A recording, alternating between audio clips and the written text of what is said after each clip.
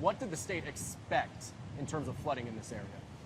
So we have a weather call statewide that everyone can dial in from any community to hear the National Weather Service forecast and any other information or questions on that call.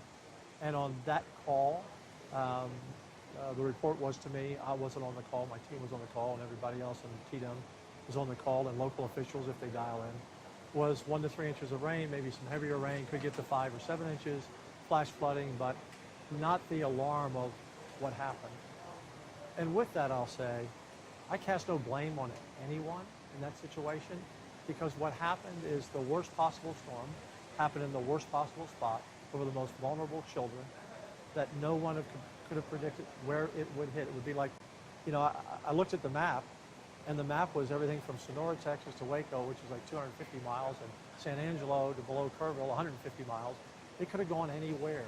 So their forecast was light on that morning, and then it wasn't until that afternoon they put out a little bit heavier forecast, and of course it was 1 in the morning when they put out their first flash flood.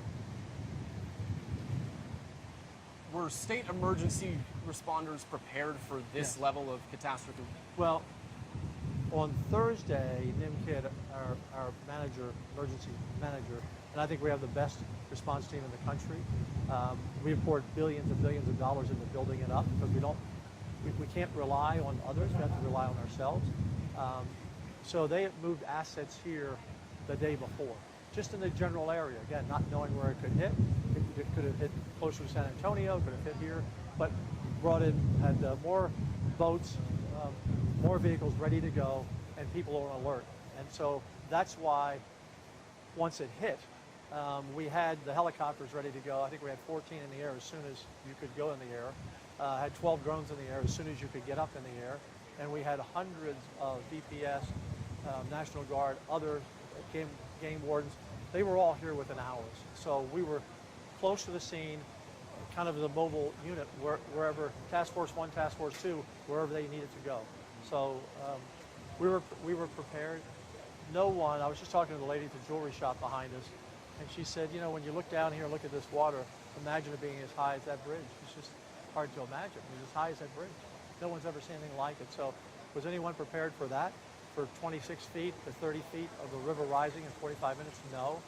But were they prepared for possible flash flooding? Yes.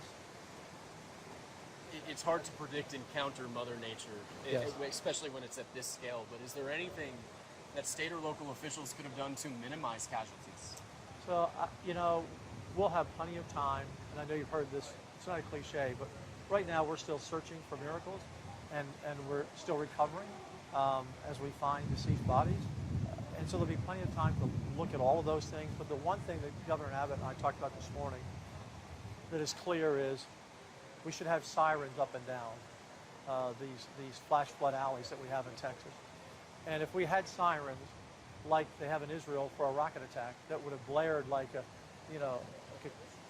cacophony of sound all the way down at 1:30 in the morning when that National Weather Service, the first, I can't forget the exact language, but their first dramatic increase in alert, that might have saved some lives.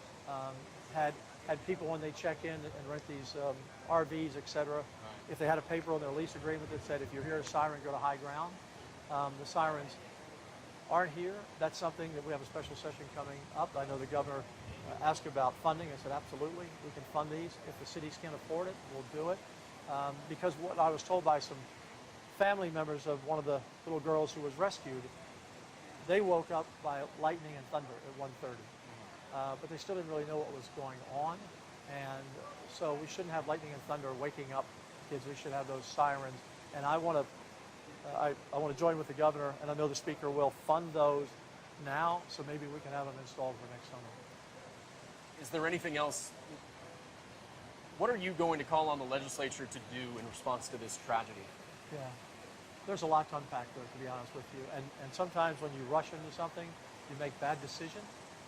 So we will, I think, look at... What are the things at the top of your mind, though? Well, the top of my mind is the siren idea that the governor had of funding that. Number two, we're going to have to look at the total response from the Weather Service, National Weather Service on down, and make sure those messages get out. Again, it came at the worst time. It's 1:30 in the morning, 4 o'clock in the morning. How many people would have seen it? How many people would have heard their phone ring, etc.? Maybe more information for visitors for sure, because so there's an app here that would alert you if you lived here, but if you were a visitor here, you may not have gotten that call. So there are a lot of things that we can unpack to do it, and that's what we'll do. But we'll do it smartly, and we'll do it so it works, not just as a reaction. And I'm sure the House will join me. We'll have interim hearings on this before the next session to look at all of these things, because that's what we need. We need to go back step by step, and look at what happened and why it happened. And a lot of it is the greatest meteorologist you have couldn't have predicted exactly where that storm hit. And you know, for the people that said, well, if they had evacuated them out sooner to another location, what if the storm had moved 5 miles and hit them there? So this is a freak of nature storm, or 1 in 100, 200 years, whatever you want to call it. And you can prepare the best you can for any disaster, but you can never prepare something like this. You can just do the best you can, and I think we could do more. What has the president told you here? No, he's coming Friday, I believe. We'll let him speak. Is that still the plan, to the best of your knowledge? That's the best of my I'm knowledge. not asking you to read the White House's mind. But, Yeah. you seem to be the Trump whisperer around here No, sometimes. well, he's look. He has delivered everything from the minute it happened on Friday. Christy Noem called, his staff called, he called. We could not ask for anything more from the president of the White House. One more question for you, then I'll let you go. There is another federal angle here, though. Seems like there was some finger pointing at the National Weather Service for their forecast. Did the National Weather Service fail? I don't know. You know, again, I'm not going to say that today because I don't know.